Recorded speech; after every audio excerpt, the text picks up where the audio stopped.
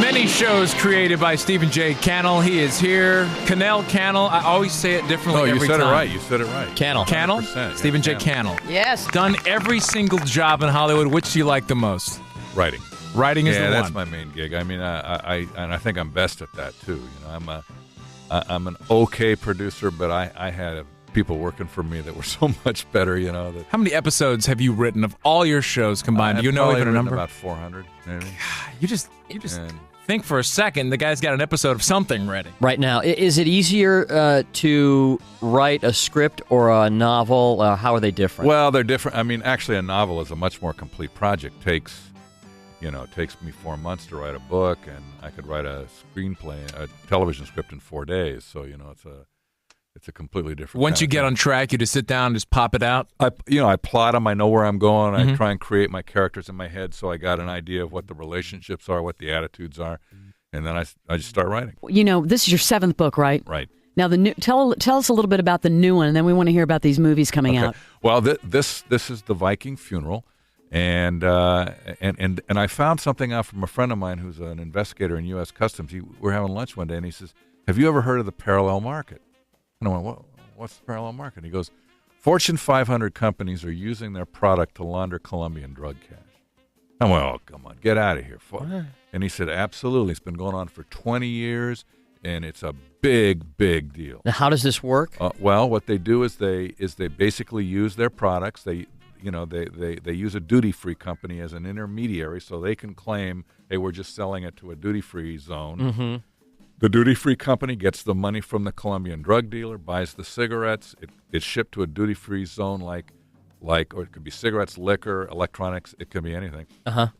Shipped both the cigarettes and the money shipped to a duty-free zone like Aruba. Then they cut up the deal. The cigarette company gets paid for their product. The duty-free company takes its percentage. Then they put the cigarettes on a boat. They take them from Aruba, which is an island in the Caribbean, across to Venezuela, which is also in the duty-free zone. Then they smuggle them out of Venezuela into Colombia, and the minute they go out of the duty-free zone into Colombia, they become contraband.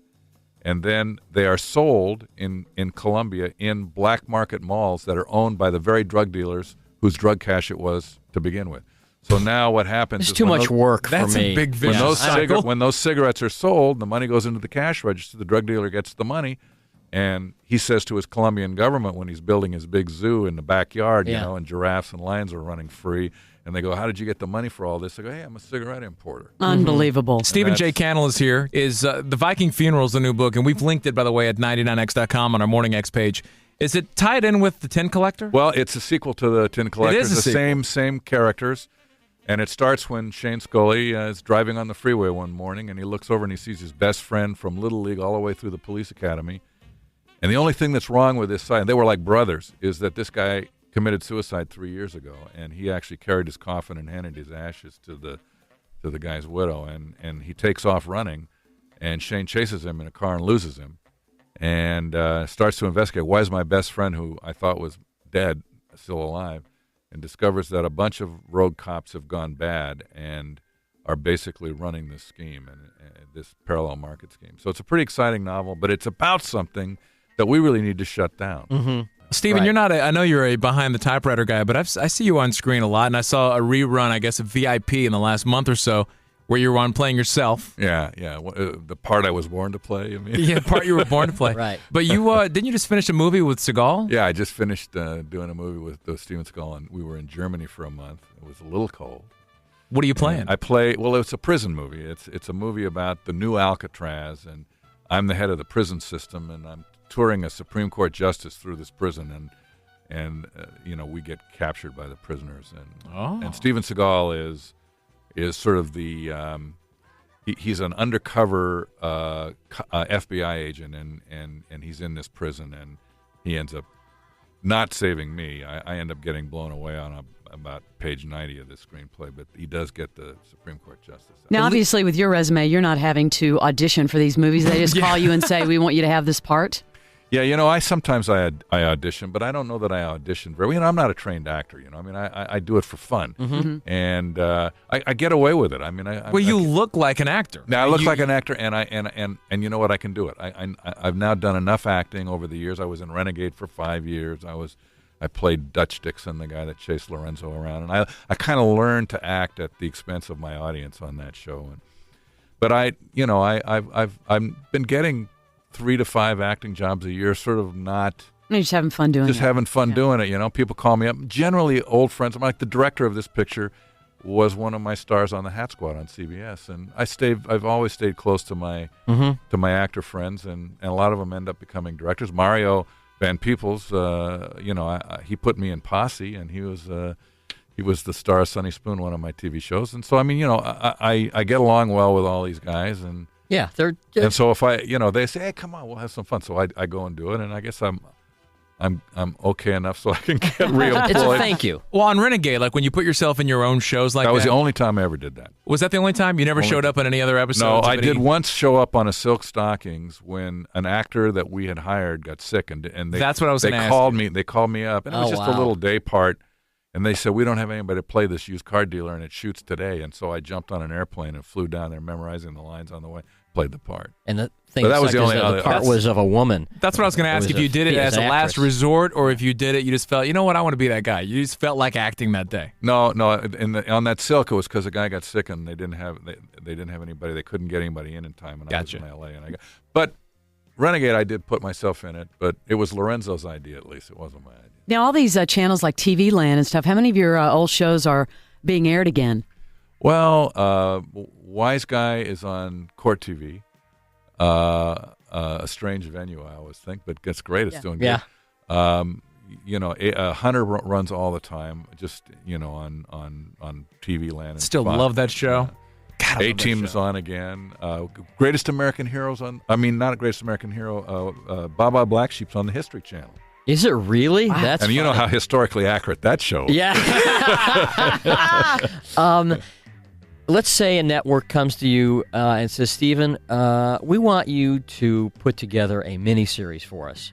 We'd like you to produce and write and create a miniseries for us, and we want you to do it on about September 11th. Is that a project that you would take on? Well, I suppose it would depend on what it was. We don't want you to do we want you to do a really good, I mean, I don't know. I mean, yeah. I mean, I could do that if I felt that there was a value to do it. If it was just exploitative, I probably wouldn't. I mean, I have a project right now that I'm doing with Showtime, which got shot down the day after September 11th because it dealt with a real guy, Brad Smith, who had ALS disease, Lou Gehrig's disease, and was dying, and was the guy who caught the Al Qaeda terrorists that were trying to drop 12 jets in one day, 12 jumbo jets. They were trying to blow them up in one day, and he got wind of it, and he had agents in the field. He was actually in an iron lung, and he managed to stop that from happening. That was like 10 years ago.